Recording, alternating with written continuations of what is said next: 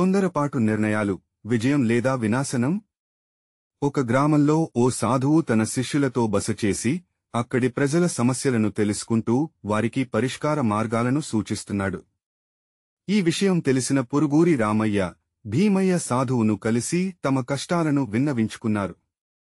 మా జీవితం దరిద్రంలో కూరుకుపోయింది. మాకు ఆస్తులు లేవు, సంపదలు లేవు. కనీసం కడుపు నిండా తిండి దొరికే మార్గం చూపండి స్వామీ అని వేడుకున్నారు. సాధువు తన సంచిలోంచి 2 విత్తనాలు తీసి వారికిచ్చి వాటిని నాటి సంరక్షించమని చెప్పాడు. ఈ విత్తనాలు మీకు మధుర ఫలాలను ఇస్తాయి. మీరు అవి అమ్ముకుని బాగుపడవచ్చు అని చెప్పాడు. రామయ్య, భీమయ్య ఆ విత్తనాలను తీసుకుని సంతోషంగా తిరిగి వెళ్లారు. తన పొలంలో విత్తనం నాటిన రామయ్య మొలకెప్పుడు వస్తుందా అని రోజూ ఆసక్తిగా చూడసాగాడు. వారమైంది, 10 రోజులైంది, కాని మొలక రాలేదు. అసహనంతో విత్తనాన్ని తవ్వి చూశాడు. అది అలాగే ఉండటంతో కోపంతో పారేశాడు. మరోవైపు భీమయ్య ఓర్పుతో ఎదురుచూశాడు. కొన్ని రోజులకు మొలక రావడం మొదలైంది. మొక్క పెరిగి, కాపు పట్టి, చివరకు మధుర ఫలాలను ఇచ్చింది. ఆ ఫలాలను అమ్మి లాభాలను పొందిన భీమయ్య ఆనందంగా జీవించసాగాడు. తాను ఆ అవకాశాన్ని కోల్పోయినందుకు రామయ్య తీవ్రంగా బాధపడ్డాడు. ఈ కథ మనకు ఓ గొప్ప పాఠం నేర్పిస్తుంది. ఏ పని అయినా పూర్తవడానికి సరైన సమయం అవసరం. తొందరపాటు నిర్ణయాలు చెడు ఫలితాలు తీసుకువస్తాయి. మనం చేసే ప్రయత్నాలకు తగిన గుర్తింపు, ఫలితం వెంటనే రావచ్చు లేదా ఆలస్యంగా రావచ్చు. అయితే ఓర్పుతో, పట్టుదలతో కొనసాగితే తప్పకుండా విజయాన్ని సాధించగలం.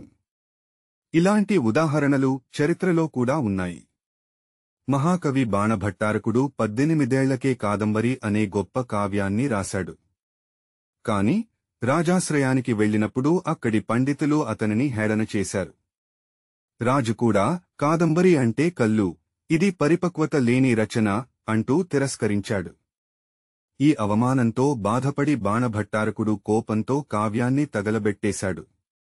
కాని తర్వాత కాళిదాసు గ్రంథంలోని విషయాలను గుర్తుంచుకుని తిరిగి రాసిపెట్టడం వల్లే కాదంబరి మనకు దక్కింది.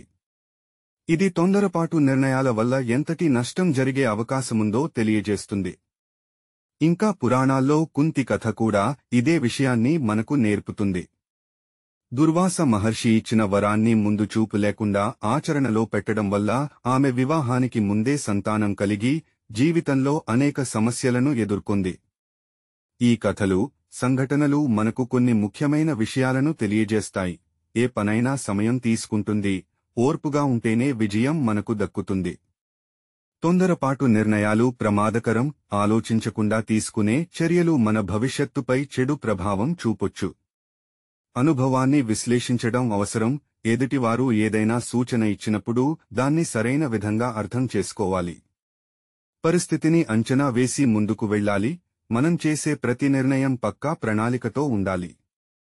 జీవితంలో ఏ నిర్ణయమైనా హడావిడిగా కాకుండా ఓర్పుతో, పరిశీలనతో తీసుకోవాలి. తొందరపాటు చర్యలు చేసే ప్రమాదం రామయ్య లా అవకాశం కోల్పోయేలా చేస్తుంది.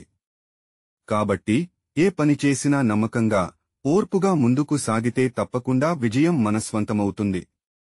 మన సంస్కృతి, మన విలువలు. ఈ వీడియోను చూసినందుకు ధన్యవాదములు.